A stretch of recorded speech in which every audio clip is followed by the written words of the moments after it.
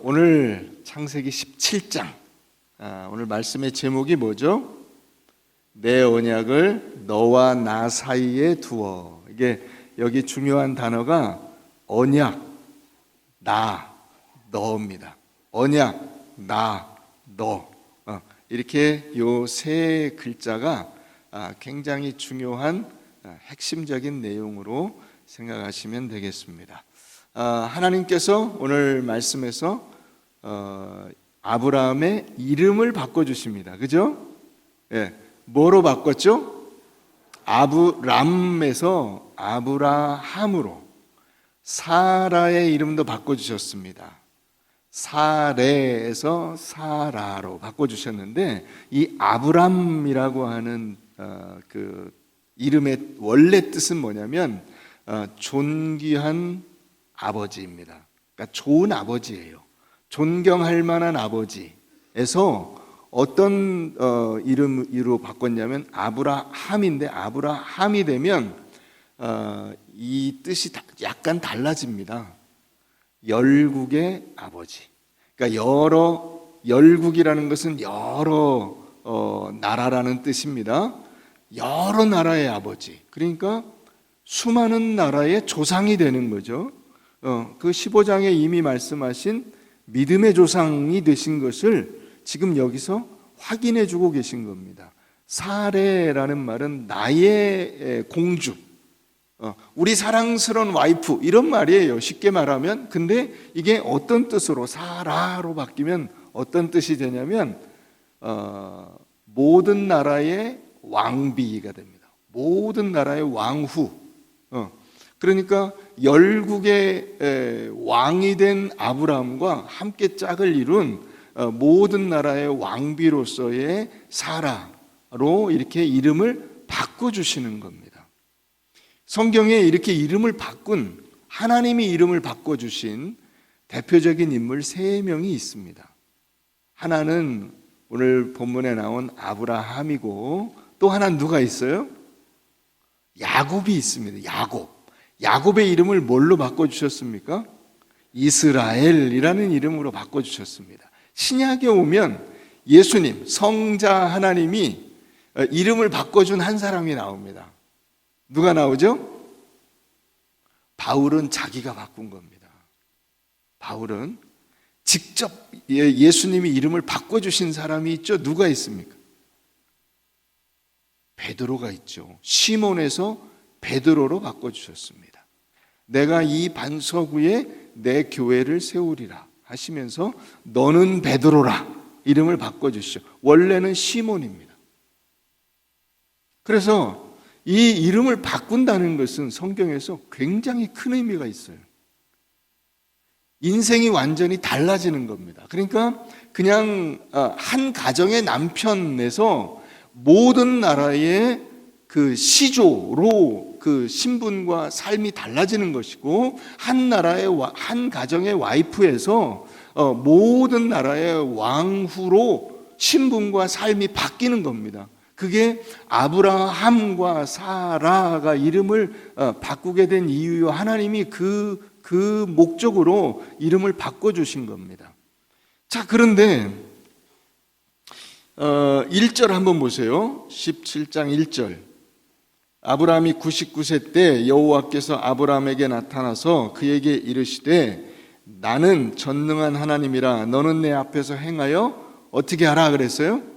완전하라 그랬어요. 이거를 우리가 알고 있는 그 완전이라는 뜻으로만 생각하시면 이 본문을 이해하기가 좀 어렵습니다. 왜냐하면 아브라함이 완전하지 않은 것을 이미 앞에서 우리는 보고 넘어왔고, 이제 뒤에서도 또 보게 됩니다. 아브라함은 완전한 존재가 아닙니다. 완전할 수가 없죠. 여러분, 사람이 어떻게 완전해요? 완전한 사람이 어디가 있어요? 이 땅에 사는 모든 인생은 주님 앞에 가기 전까지는 다 불완전하고 문제가 있고 허점이 있고 실수가 있고 죄가 있습니다. 마음에 생각하는 것이 항상 악할 뿐인 존재가 바로 인간입니다. 그런데 완전하라고 하셨네요. 이 완전이라는 단어가 번역상 그렇게 된 겁니다. 원래 이 단어는 탐임이라는 단어예요. 탐임이라는 단어인데, 이 탐임이라는 단어는 완전히, 그러니까 완전이라는 것이 무슨 뜻이냐면 다 끝나서 완전한 겁니다.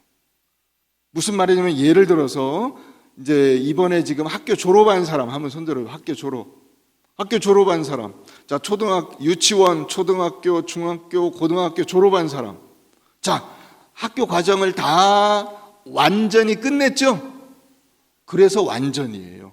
이 탐임이라는 단어가 완전이라는 뜻도 있지만 어떤 뜻이 있냐면 완성, 완료라는 뜻이 있어요. 완료, 다 끝내는 거예요. 다 끝내서 완전히 끝난 거예요. 이해가 되시죠? 자, 나는 전능한 하나님이야. 그래서 내가 너한테 한 약속, 이 약속은 아브라함이 기여한 게 아무것도 없습니다. 우리가 지난주에 그걸 살펴봤죠. 하나님이 전적으로 은혜를 베푸셔서 아브라함이 그 믿음으로 의롭다함을 얻은 그 칭의의 사건이 15장에서 나왔잖아요. 그 하나님의 전적인 은혜로 의롭다함을 받고 구원함을 받고 하나님의 자녀가 된 거예요. 그런데 하나님이 아브라함에게 어떤 약속을 해주셨죠? 어떤 약속? 내 몸에서 너의 후손이 태어난다. 내 몸에서 그 약속을 이루어 주실 거예요. 그래서 이름을 바꿔주신 겁니다. 이제 내 몸에서 진짜로 너가 진짜 아버지가 되는 그 사건이 일어날 거야. 그래서 이름이 바꿔지는 거예요. 그 앞에까지는 그냥 남편이고 아내였어요. 그런데 이제는 모든 나라의 왕이 되고 모든 나라의 왕비가 되는 거예요. 그렇게 이름을 바꿔주신다고. 그러니까 약속의 완성, 약속의 완료라는 의미에서 너는 내 앞에 완성되라, 완전해진다라고 하는 것을 말씀하고 계시는 것입니다. 자, 이것을 누가 하시느냐? 하나님이 하시죠. 하나님이. 자, 보세요. 1절부터 우리가 읽은 8절까지 사이에서 아까 제가 이 설교 제목에서 뭐가 중요하다 그랬어요? 언약, 또 나가 중요하죠. 나는 누구예요? 하나님이죠. 자, 그럼 이 나 혹은 내라고 쓴 나나 내, 이 자기 자신을 일컫는 단어가 몇 개 나오는지 한번 세보세요. 나는 전능한 하나님이야. 너는 내 앞에서 행하여 완전하라.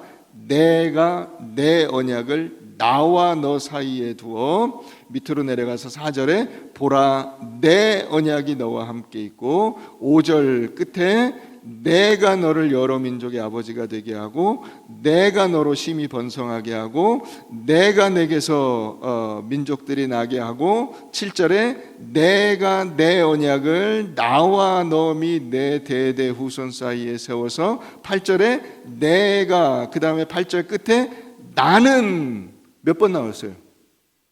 몇 번? 14번 나왔어요. 8개 절 가운데 이 하나님이 자기 자신을 가리키는 단어가 14번이 나와요. 그러니까 이걸 누가 하시는 거예요? 하나님이 하시는 거예요. 이 은혜를 하나님이 베풀어 주시는 것이고, 그 믿음의 후손을 태어나게 하시는 분이 하나님이시고, 그래서 하나님께서 너를 향한 계획, 즉 12장 1절에 나오는 것처럼 내가 이제 1절 이하에 나오는 것처럼 내가 이제 모든 나라의 제사장 같은 사람이 되고, 제사장 나라의 그 맨 첫 번째 그 주도자가 돼서 모든 나라를 이롭게 하는, 유익하게 하는, 구원하는 그 귀한 일을 감당하게 할 것이다. 그걸 누가 하신다? 하나님이 하신다. 그 완성이 지금 눈앞에 있다 라고 말씀하고 계시는 거예요. 놀랍죠? 그런데 우리가 이제 이런 믿음을, 여러분들이 이 말씀을 믿으시죠? 이게 이 아브라함이 여러분들인 거예요.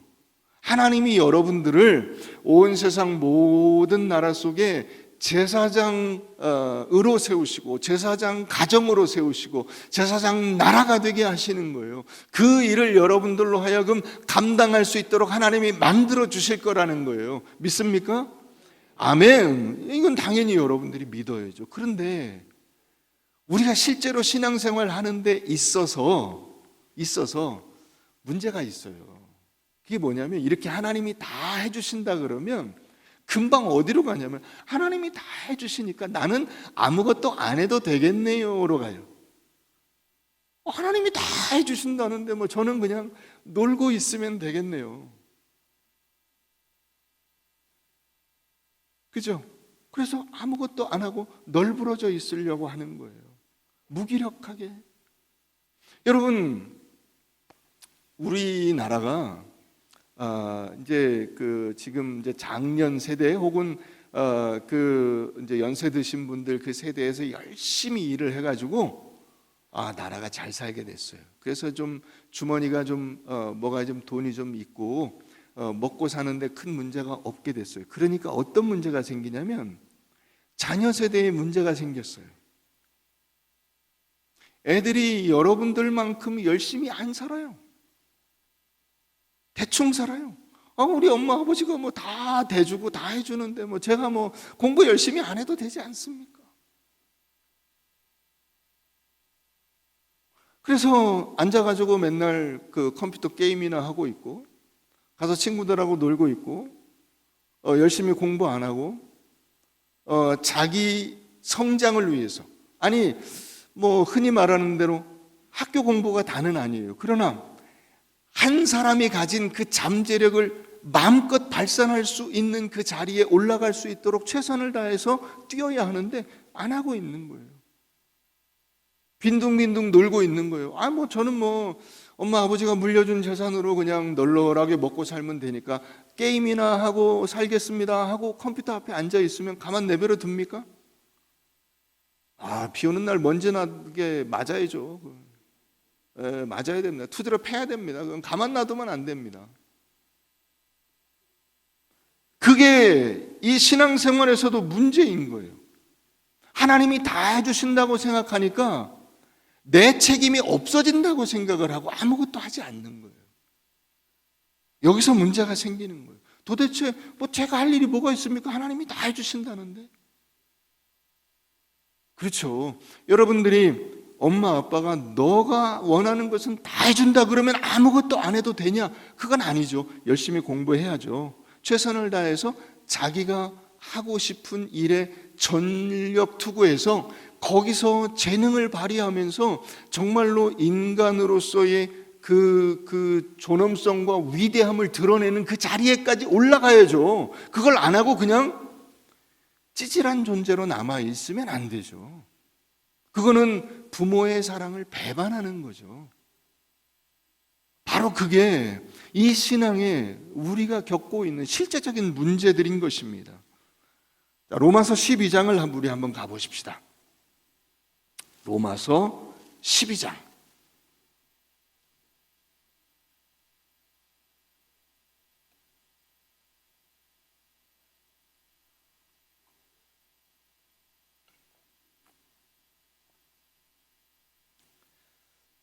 일 절 봅니다. 그러므로 형제들아 내가 하나님의 모든 자비하심으로 너희를 권하노니 너희 몸을 하나님이 기뻐하시는 거룩한 산 제물로 드리라. 이는 너희가 드릴 영적 예배니라. 너희는 이 세대를 본받지 말고 오직 마음을 새롭게 함으로 변화를 받아 하나님의 선하시고 기뻐하시고 온전하신 뜻이 무엇인지 분별하도록 하라.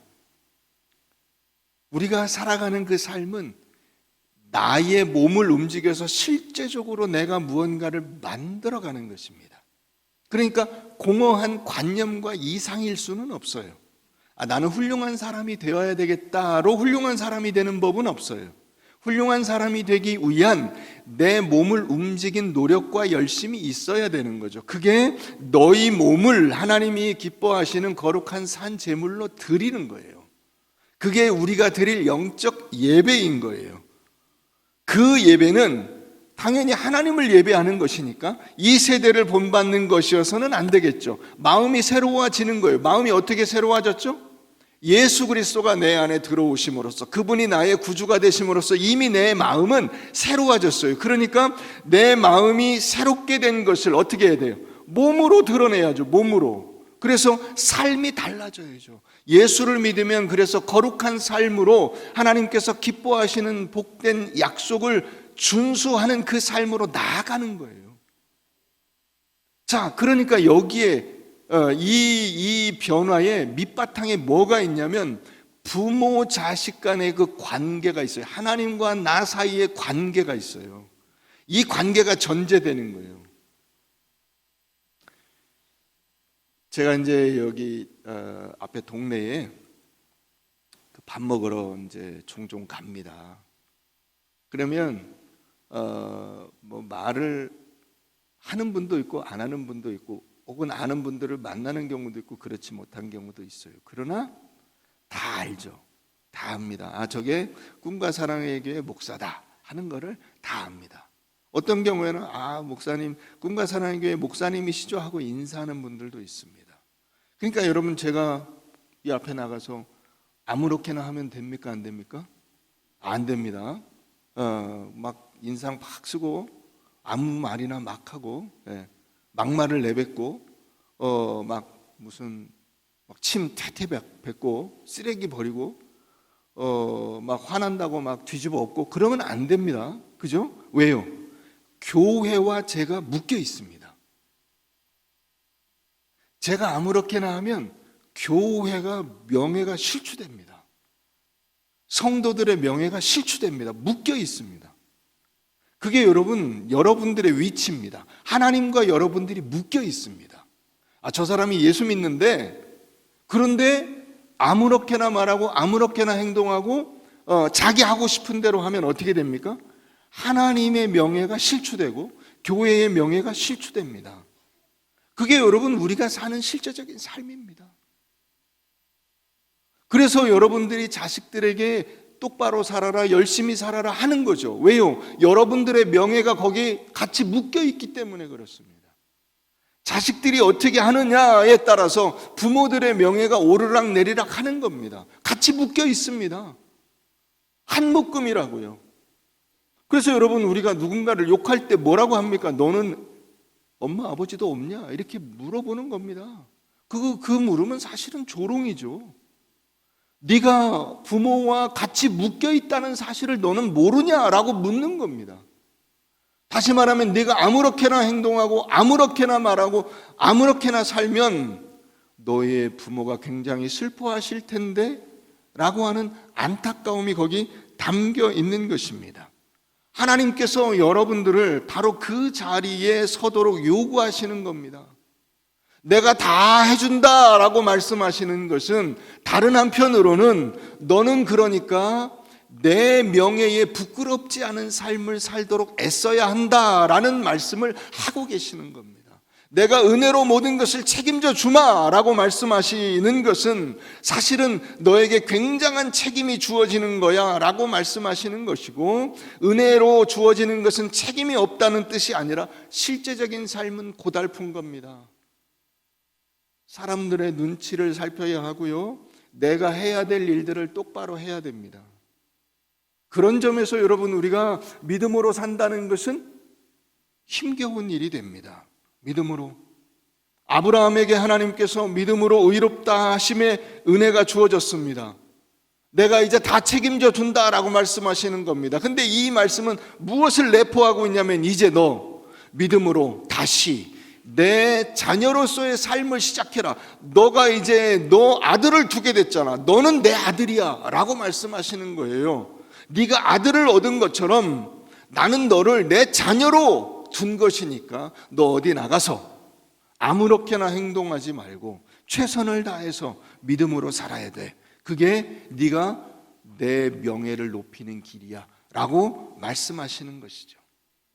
그래서 여러분, 이 17장은 무엇을 전제로 하고 있냐면, 하나님께서 지난날의 모든 실패와 실수를 다 덮어주신다는 것을 전제로 하고 있는 겁니다. 바로 앞에 16장에 무엇이 나옵니까?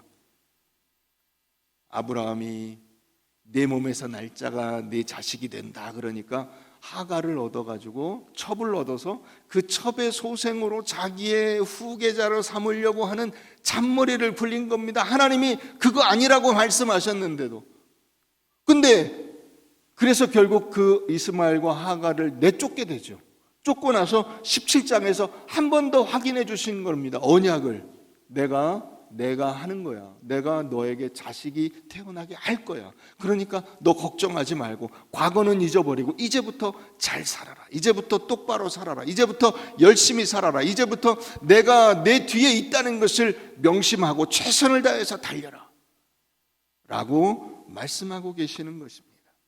하나님께서 널 향해 가지신 계획을 완성할 것이니 너는 내 자녀의 명예를 놓치지 말고 최선을 다해라. 그걸 여러분 우리가 살아내야 하는 겁니다. 그걸. 스페인에 첼로로 유명한, 세계적으로 유명한 첼로 연주자가 있습니다. 그분 이름이 뭐냐면 파블로 카잘스라는 분이에요. 이름 들어보셨어요? 파블로 카잘스. 한 분이 우리 문재성 집사님 역시 음악을 전공하신 분이기 때문에 파블로 카잘스를 알고 계시네요. 이 파블로 카잘스가 굉장히 훌륭한 연주자인데, 세계적인 탑 연주자인데 물론 돌아가셨습니다. 1973년에 돌아가셨습니다. 그런데 돌아가시기 2년 전에 영국의 BBC 방송에서 이 카잘스 특집 다큐멘터리를 찍었어요. 근데 이분이 뭘로 유명하냐면 그렇게 돌아가시기 전까지 매일 하루에 6시간씩 첼로 연습을 하는 겁니다. 그래서 그 BBC 방송에서 나온 그 인터뷰하는 분이 물었어요. 아니 이미 세계 탑 연주자이신데 매일같이 6시간씩이나 연습을 또 하신다고요? 왜 그렇게 하십니까? 이렇게 물었어요. 그랬더니 이 파블로 카잘스라는 분이 뭐라고 얘기를 했냐면 그러게 말이야. 나도 그만두고 싶어요. 그런데 신기한 것이 뭔지 아세요? 지금도 연습을 하면 할수록 내 실력이 조금씩 나아진단 말이에요. 그러니 제가 어떻게 연습을 안 할 수가 있겠습니까? 이렇게 말을 한 거예요. 97세에 돌아가셨는데 95세에 이 인터뷰를 찍었어요. 그런데 그때 이렇게 얘기하신 거예요. 제가 매일 연습을 하면 지금도 매일같이 실력이 조금씩 더 향상이 되는데 제가 어떻게 연습을 안 합니까? 여러분, 우리가 이게 믿음으로 산다는 것에 어떤 그 한 기준을 이야기해 주는 것이 아닐까 싶습니다. 나이가 들어서 몸이 안 좋아서 믿음으로 살 수 없다고 생각하시는 그런 마음이 여러분들 안에 있다면 이 카잘스의 이야기를 여러분들의 삶에 적용시켜 보십시오. 하나님께서 여러분들에게 주신 그 삶의 현장 속에서 우리가 완성되어야 할 그 완성의 기준이 어디냐면 그리스도의 장성한 분량이 충만함입니다. 거기까지 우리가 도달하도록 열심히 애를 써야 합니다. 그러니까 완성은 없습니다. 매일같이 조금씩 더 나아지는 대로 가야 합니다. 할아버지는 할아버지대로, 할머니는 할머니대로, 엄마, 아빠, 자녀들 다 마찬가지로 더더욱 나의 삶 속에서 하나님이 기뻐하시는 그 기준까지 올라갈 수 있도록 하나님께서 나에게 요구하시는 그 방향과 기준을 나의 삶에 적용할 수 있도록 매일같이 연습하셔야 됩니다. 그게 여러분들의 가정을 주신 의미입니다.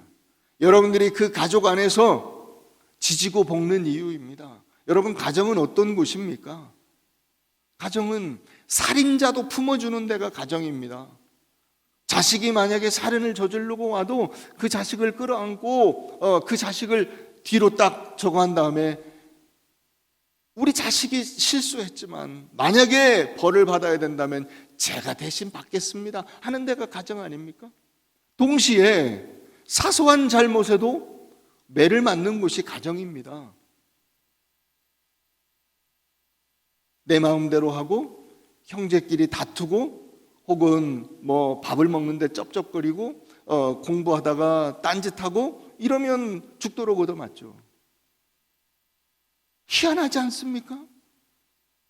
사회의 법으로는 처벌을 받아야 되는데 가정에서는 다독이고 그 벌을 대신 받겠노라고 엄마 아버지가 나서는 것이 가정이면서도 동시에 사소한 잘못에도 꾸중을 듣고 회초리를 맞고 제재를 받고 그 여러 가지 험한 소리를 들어야 하는 것이 그게 가정이죠. 왜요? 바로 온 가족이 하나로 묶여 있기 때문에 그렇습니다.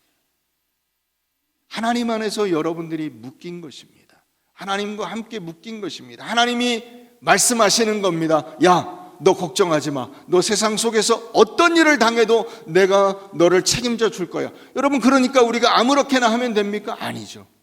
하나님께서 나와 함께 하심을 믿고 내 삶 속에서 구원받은 자로서의 그 신실한 모습으로 나아가야 하는 것입니다. 그게 여러분들 자신이요, 여러분들의 가정이요, 우리 교회 공동체 전체인 줄로 믿습니다. 여러분, 그러므로 이제 새 학기가 곧 시작이 되죠. 다음 주가 되면 새 학기입니다. 지나간 시간들은 잊어버리시고 오늘부터 열심히 말씀 보고 기도하고 동시에 내가 해야 될 공부, 내가 해야 될 그런 여러 가지 직장 생활, 또 가정 생활 열심히 잘 하십시오. 거기서 여러분들이 하나님의 자녀인 것을 드러내십시오. 그리고 기쁨으로 살아가시기를 주의 이름으로 축원합니다.